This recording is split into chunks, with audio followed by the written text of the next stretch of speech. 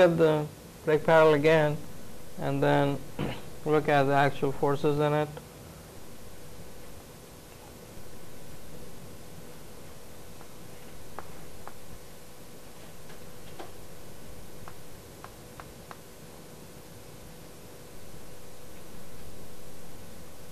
That's the center line on this. That's another point. Let's see. That's D, and that's A.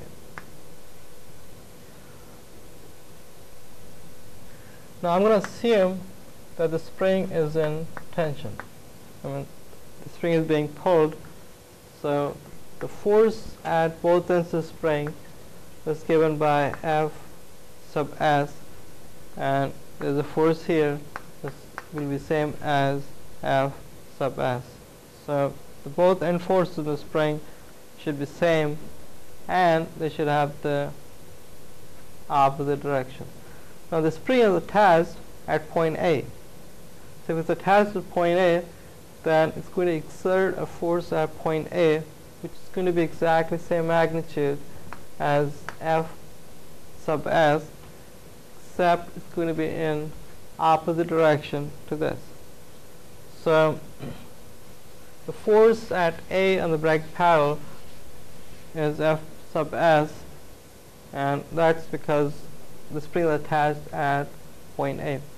Then D is a pin. So if D is a pin, I could safely place two forces. I could say there is a reaction dx, there's another reaction, and that's dy. So those are two reactions at point D. Finally, we're going to come to the switch, and switch, I mean, if I just model the switch like this, then this switch, if I go back to the original diagram, there are 2 points. There is a point here and there is a point here. So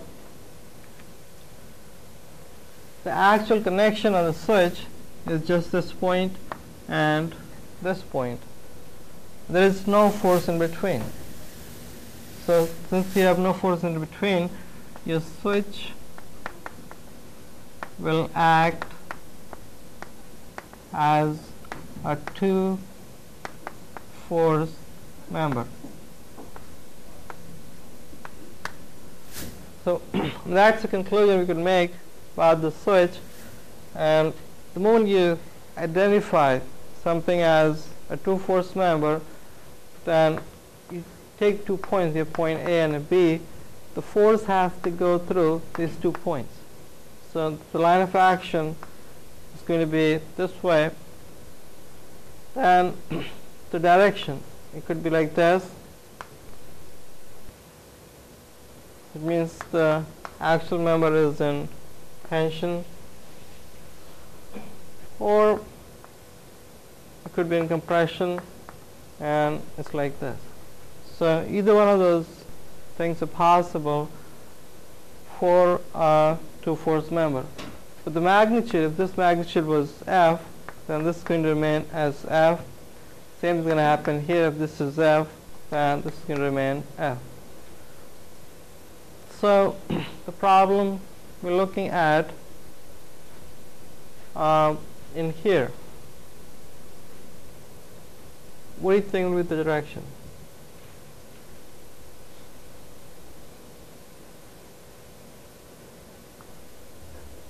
I mean, we know there is a force of 3 Newton in the switch, so the actual magnitude is already known. It's 3 Newton. The only thing we need to decide is what direction that force will be acting.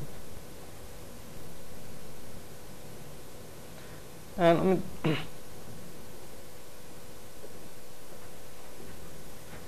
if you go back here, and if the switch was originally, this was the original position. So if you pull it like this, the position goes this way, right? So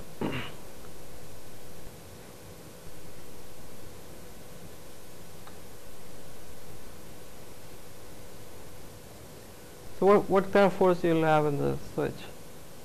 Is it tension or compression?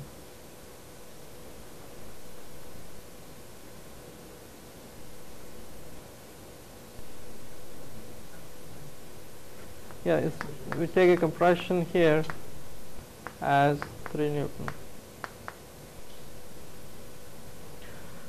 So if that's the force in the switch, then at point C you'll have a force, and so it's not starting. It will be this point, and there will be a force with magnitude as 3 Newton at an angle of 30 degrees. Then we go back to the lens. There is a length here which is 50 millimeters. Then there's another length here that's 40 millimeters. And there's another length here between these two, and that's 10 millimeters.